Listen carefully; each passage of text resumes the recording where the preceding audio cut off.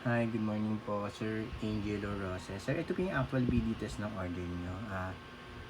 Di ba po yung order niyo, black po na version nitong Gigabyte. White version na po yung papadala namin. Nag-advise na po kami. Gigabyte GeForce GTX 1060 3GB white version na po. May 6-pin power connector required po siya. Recommended power supply po namin, sir, dito 550 watts minimum. Basta rated at branded lang po. Iwas po tayo sa mga generic na 750 watts ng mga power supply. Only use rated and branded na power supply po. Wag na wag po yung mga generic, okay? Yan po ito, yan Supermark. Yan, may 6-pin po yan pa magagamit sa power supply. Gamit natin HDMI cable. Sir, may warranty sticker po kami dyan. Bawal po yan alisin or buksan yung video card. Pag may any issue po, sir, nothing to worry. May warranty po kayo sa amin. Basta wag niyo po alisin yung warranty sticker para hindi mag-void yung warranty. Once inalis po yung warranty sticker, void po yung warranty natin. Hindi po kami mag-accept ng warranty claims na may inalis po yung warranty sticker or binuksan po yung video card. Basta po pag may any issue, message nyo lang po kami, sir. Help naman namin kayo. Right po, Angel Roses, sir. Angel Roses.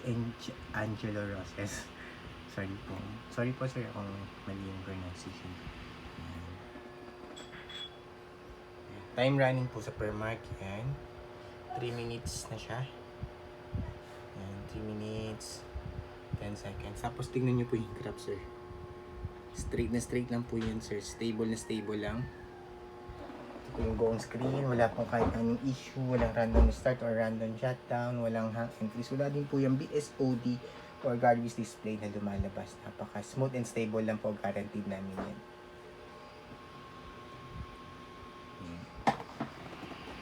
Tahimik lang din po yung fan, smooth na smooth lang siya.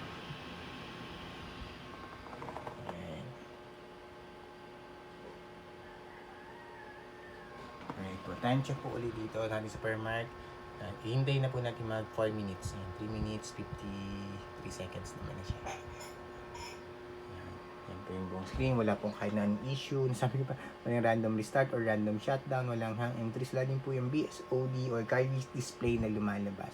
Smooth and stable lang po, sir. Guaranteed yan. Yan po. 4 minutes 10 seconds. Okay po. Close na natin itong Permark. Permark yung meron natin. Tapos ito po yung full details and specs natin sa GPU-Z. NVIDIA GeForce GTX 1060 sub vendor Gigabyte sensor. Yan, lahat naman po yan may reading hanggang baba.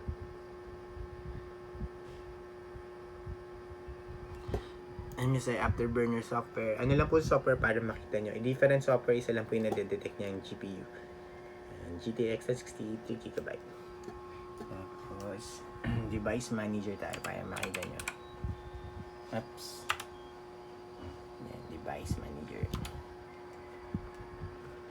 Tapos display adapters. Yan, alright. Tapos yan, sir, yan po. Angelo Roses. Yan.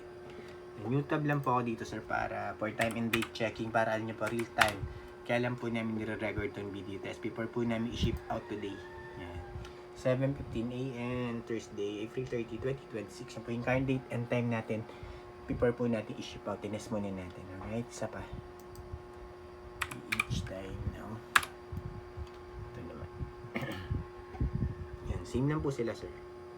Para sure po tayo na tinest natin before po natin i-ship. At pag gusto nyo po i-double check ng website na to kung legit at kung real time, yan po, pwede nyo po yung puntahan. Yan po yung website. And then ito po yung isa. Yan. Okay, yun na po, Sir Angelo Roses. Close na po natin yan. And shutdown para ma-ship out na po natin.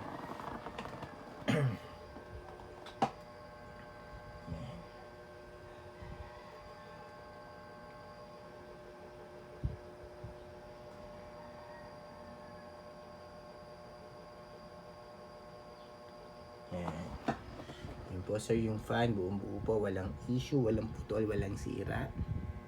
Napaka smooth. May 6-pin power connector required, sir. Bawal po gumamit ng mga generic. Only rated at branded lang po ng mga power supply. Yung mga brands like Gigabyte na power supply, Asus na power supply, MSI, mga Seasonic, Thermal, Seasonic, ano pa ba? Basta marami po yung basta yung mga branded. Wag lang po yung mga generic, yung mga China na brands. Okay, iwas po tayo doon. Ayun lang po. Yeah. Sir, yung warranty sticker, wag niyo po alisin para hindi po maboy yung warranty, alright? Yan. Pag may any issue po, kami lang po message nyo para ma-help namin kayo agad. Yan. Gamit natin HDMI cable. Yun lang po, Sir Angelo Roses. Thank you po. Bye.